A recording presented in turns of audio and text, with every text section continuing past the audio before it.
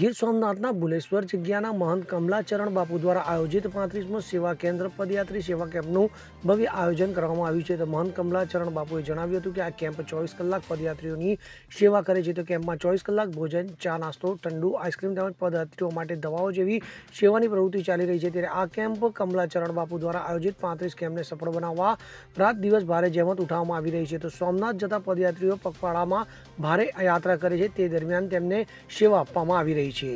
કમલાચરણ ભલારી હું 43 વર્ષથી શ્રીધામ ભુલેશ્વરમાં રહું છું અને ભુલેશ્વર દાદાનો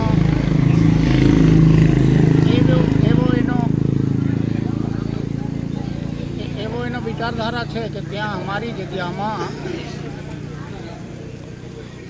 ભોજન, ભજન અને સેવા એમાં સૌથી મુખ્ય વસ્તુ છે ભોજન.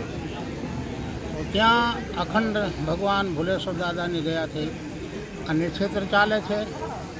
ગંગાજી પણ ત્યાંથી, કેમ કે શિવજી સ્વયંભૂ છે, ગંગાજી પણ સ્વયંભૂ છે અને એક ગાય પણ ત્યાં હતી, એ પણ સ્વયંભૂ ગાય હતી, કોઈની વિયાણી નથી અને દૂધ દેતી હતી. અને એક એ છે કે સેવા કરો, સબસે સેવક ધર્મ કઠોરા, સેવા માટે એની આજ્ઞા છે. ત્યાં તુલસી વિવાહ કરો, દર વર્ષે શ્રીમદ ભાગવત અથવા તો રામાયણની કથા કરાવો. ગુરુ પૂનમને દિવસે 4 થી 5 હજાર બાળકો બટુક ભોજન કરે છે, પ્રસાદ લે છે. અને એમાંય પુણ્ય પવિત્ર માસ શ્રાવણ મહિના ચાલે છે. અત્યારે શ્રાવણ મહિના આવ્યા. આમ આપણે 33, 32, 33, 34, 35 વર્ષથી અહીંયા પહેલાં અમે પ્રાચીમાં રહેતા હતા. પ્રાચીથી પછી માધવ ફેક્ટરી હતી, તો ત્યાં આવ્યા સરસ્વતી ફેક્ટરી પાસે. ત્યાં 1-2 વર્ષ રાખ્યો. ત્યાંથી પાછા અમે કૃષ્ણાવાડીએ આવ્યા છું. કૃષ્ણાવાડીથી 2 વર્ષ અમે અહીંયા પેટ્રોલ પંપ હતો, પેટ્રોલ પંપે રાખ્યો. તે પછી અમે આપણી બાજુમાં જ બછરાજ હોટલ છે, ત્યાં અમે રાખતા હતા. આ વર્ષે પણ જે બછરાજ હોટલના જે માલિક છે એમને આ નવીન દુકાન બનાવી અને એનો વિચાર થયો છે કે અમારી જગ્યા પવિત્ર થઈ જાય.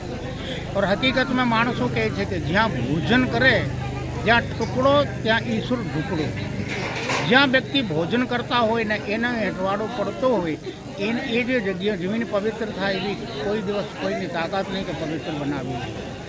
એટલા માટે અહીંયા આપણે 33-34 વર્ષથી આપણે બસ આ જ કાર્ય કરીએ છીએ. ખવડાવ પીવડાવ ને આનંદમાં રહો. હું ત્યાંથી આવું તો અહીંયા ભજીયા, ચેવડો, ચાય અને અમારા બીજા સેવક આવતા રવિવારે ગુલ્ફી પણ લઈને આવશે. તો એ ગુલ્ફી છે. બસ પરમાત્માને પ્રાર્થના કરું છું અમારી ઉપર એવી કૃપા દૃષ્ટિ રાખે કે બસ અમારા આવા સતત કાર્ય ચાલતા રહે અને અમારા જે સેવકગણ છે એમને પરમાત્મા એવી શક્તિ અર્પે, ભક્તિ ઓર શક્તિને સાથે ખૂબ આગળ વધે. પછી પરમાત્માને પ્રાર્થના કરી, કેમ કે હું સાધુ છું. અમારા કામ છે કે કોકને આત્માને ઠારવું હોય તો ભોજન કરાવીને ઠારું. બસ એને પ્રાર્થના કરું છું કે બસ આવો જ કાર્ય અવરત ચાલતો રહે. જય શ્રી રામ. રમેશભાઈ અભયભાઈ સાતોડિયા, ગામ વિરોધર. હું જય વસરાજ હોટલ મારી છે. ત્યાં બાપુ શ્રાવણ મહિના પવિત્ર માસથી ચાલીને જવાવાળા પદયાત્રિકો છે, જે ઉના, ભાવનગર, મહુવા, તળાજાથી બહુ ઝાઝા લોકો અહીંથી હાલીને હજારો લોકો અહીંથી નીકળે છે. તેને બાપુ ચા, પાણી, કોફી, ઠંડુ અને ભજીયા ખવડાવે છે. અને તે વર્ષોથી મારી હોટલે વસરાજ હોટલમાં ખવડાવતા આ વખતે મેં અહીંયા નવી જગ્યા લીધી છે. અને જગ્યામાં બાપુને મેં કીધું કે બાપુ આ ભુલેશ્વર દાદાની કૃપાથી તમે અહીંયા આ વખતે તમે અમારી જગ્યા પાવન કરો. આ વખતે બાપુએ અહીંયા આ વખતે ગોઠવેલું છે. એ બદલ હું પણ ખૂબ ધન્યતા અનુભવું છું અને બહુ બાપુને આભાર માનું છું. દીપક જોશી સાથે CN24 ન્યૂઝ, ગીર સોમનાથ. હવે જુઓ દેશ દુનિયાની તમામ ખબરો તમારી આંગળીના ટેરવે.